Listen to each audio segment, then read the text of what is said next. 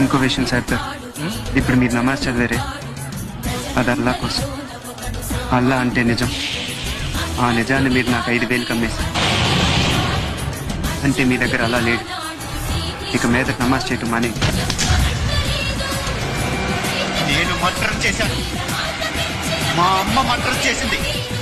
మా కోసం పోలీసులు వెతుకుతున్నారు. చుట్టూ బతికేవాళ్ళు కత్తులతోనే చేస్తారు.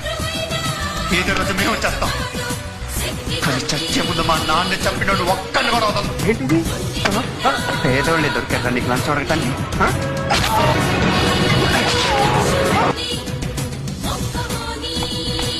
వీళ్ళందరికీ చెప్పు, లంచం అడిగితే పొడి చేశాను.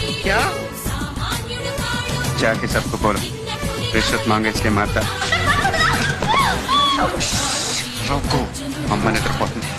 ఈ ప్రేమలు అలాంటి కుదరం.